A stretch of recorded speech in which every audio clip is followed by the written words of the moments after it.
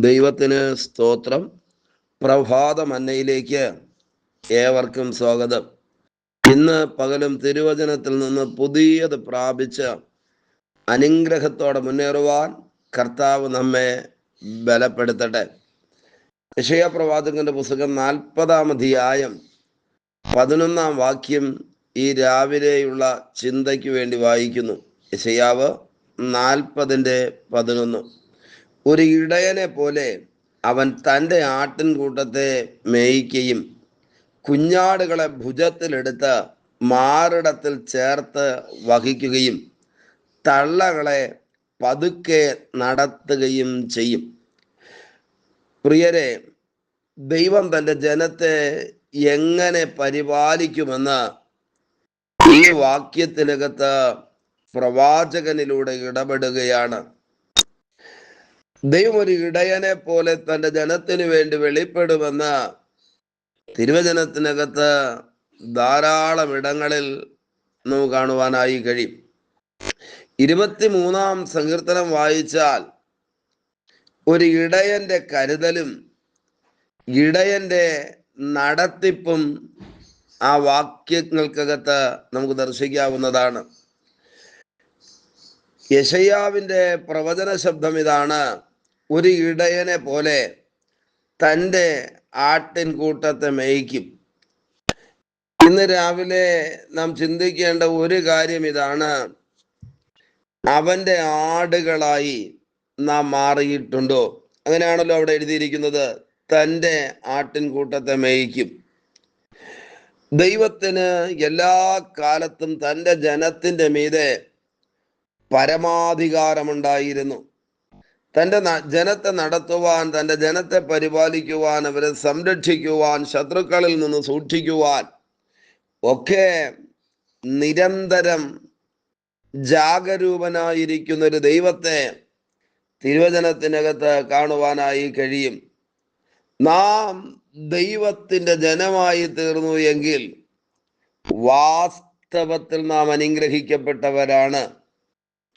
ദൈവജനമായി തീരുവാനുള്ള അനേകം കാര്യങ്ങളെ തിരുവചനം എഴുതിയിട്ടുണ്ട്.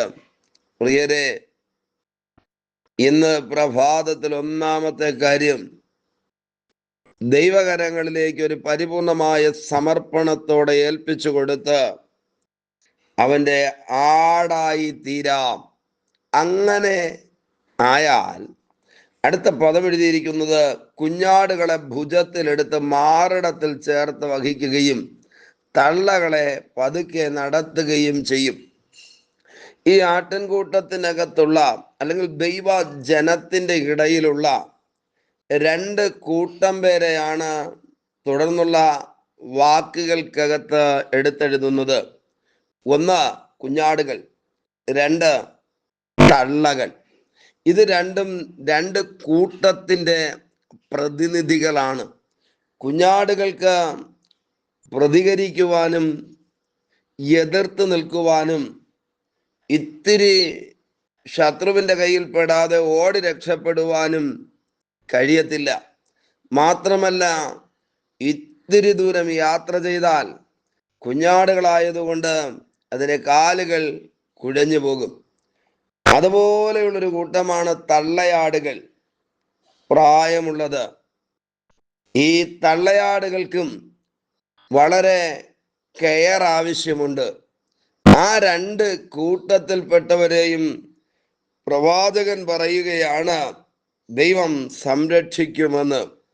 ജീവിതയാത്രയിൽ ഒരു കുഞ്ഞാടിനെ പോലെ പ്രതികരിക്കുവാനും പ്രതിഷേധിക്കുവാനും ശത്രുവിൻ്റെ സാന്നിധ്യം തിരിച്ചറിഞ്ഞ് ഓടി രക്ഷപ്പെടുവാനും കഴിയാതെ പ്രതിസന്ധികൾക്കകത്താണോ നിങ്ങൾ ജീവിക്കുന്നത്?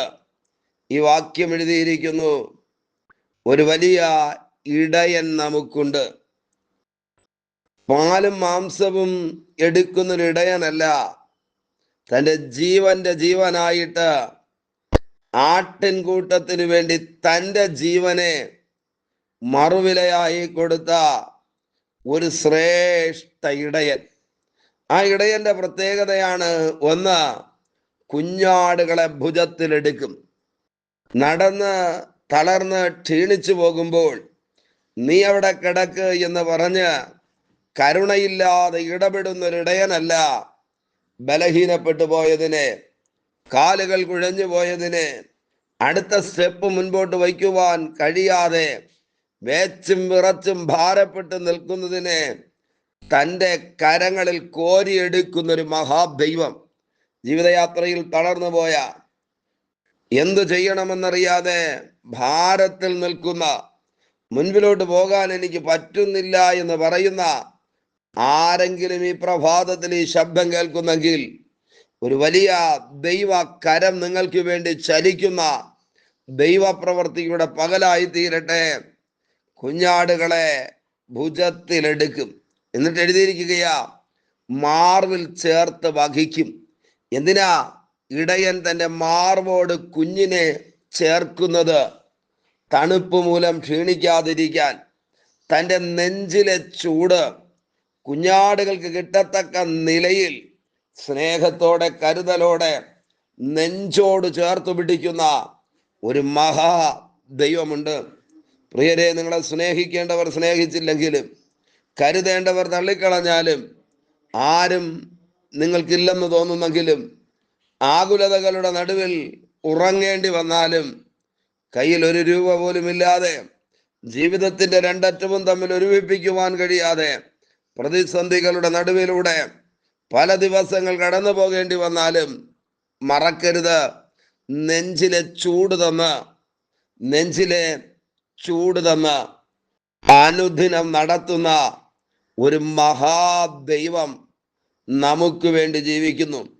വെറുതെ തൻ്റെ കരങ്ങളിലെടുത്ത് മുൻപോട്ട് പോകുമെന്നല്ല ഇവിടെ എഴുതിയിരിക്കുന്നത്. കരങ്ങളിലെടുത്ത് മാറിടത്തിൽ ചേർത്ത് വഹിക്കും, നെഞ്ചോട് ചേർത്ത് വയ്ക്കും. ആമേൻ.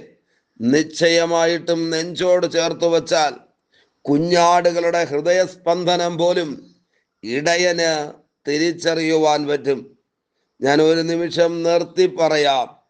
പ്രാർത്ഥനാ വിഷയങ്ങൾ ഇടയൻ കേൾക്കുമെന്നല്ല ഞാൻ പറഞ്ഞത്. കരച്ചിലിന്റെ ശബ്ദം ഇടയൻ കേൾക്കുമെന്നല്ല പറഞ്ഞത്. ഹൃദയം ഒന്ന് മിടിച്ചാൽ ആ ഇടിപ്പ് പോലും അറിയത്തക്ക നിലയിൽ നെഞ്ചോട് ചേർത്ത് നടത്തുന്ന ഒരു ശ്രേഷ്ഠ ഇടയൻ നമുക്കുണ്ട്. ഈ പ്രഭാതത്തിൽ അത് സംഭവിക്കട്ടെ. രണ്ടാമത്തെ കാര്യം പറയുകയാണ്, തള്ളകളെ പതുക്കെ നടത്തുകയും ചെയ്യും. കാരണം ഈ ഇടയൻ അറവുശാലയിലേക്കല്ല തൻ്റെ ആടുകളെ നയിക്കുന്നത്, പച്ചയായ പുൽപ്പുറങ്ങളിലേക്ക്. എത്ര ബലഹീനതകൾ തിരിച്ചറിഞ്ഞ്, കുറവുകൾ തിരിച്ചറിഞ്ഞ്, അവസ്ഥ മനസ്സിലാക്കി പതുക്കെ നടത്തുന്നൊരു ദൈവം. ആമേൻ. അങ്ങനെയാണെങ്കിൽ ഈ പ്രഭാതത്തിൽ എത്ര കണ്ട് പ്രതികൂലങ്ങളുണ്ടെങ്കിലും നമുക്കറിയാം, തള്ളകളെ പുറന്തള്ളുന്നൊരു കാലത്തിലാണ് നമ്മൾ ജീവിക്കുന്നത്.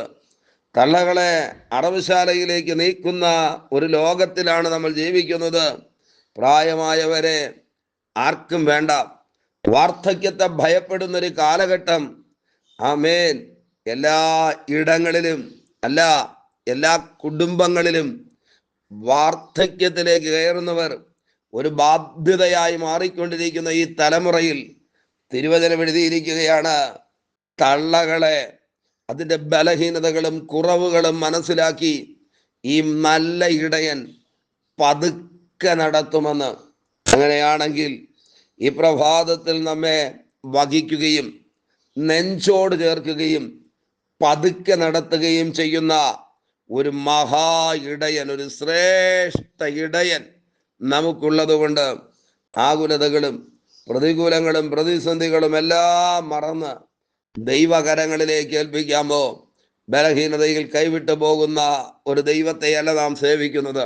പ്രതിസന്ധികൾക്കകത്ത് നെഞ്ചോട് ചേർത്ത്, നെഞ്ചിലെ ചൂട് തന്ന്, ഹൃദയത്തിന്റെ ഇടിപ്പ് തിരിച്ചറിഞ്ഞ് ആമേൻ കരങ്ങളിൽ വഹിക്കുന്ന ഒരു ശ്രേഷ്ഠ ഇടയന്റെ കൂട്ടത്തിലായിരിക്കുവാൻ ദൈവം നമ്മെ വിളിച്ച് വേർതിരിച്ചല്ലോ.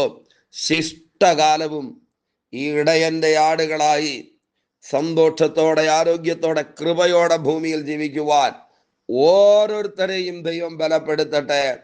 ഈ രാവിലെ നമുക്ക് നമ്മോട് പറയാമോ, ഒരു നല്ല ഇടയൻ, ഒരു ശ്രേഷ്ഠ ഇടയൻ, ആമേൻ, ഒരു വലിയ ഇടയൻ നമുക്കുണ്ട് എന്ന് ആ തിരിച്ചറിവ് തന്നെ ആടുകളെ സന്തോഷിപ്പിക്കും, ജീവിക്കുവാനുള്ള ആഗ്രഹം നൽകിത്തരും.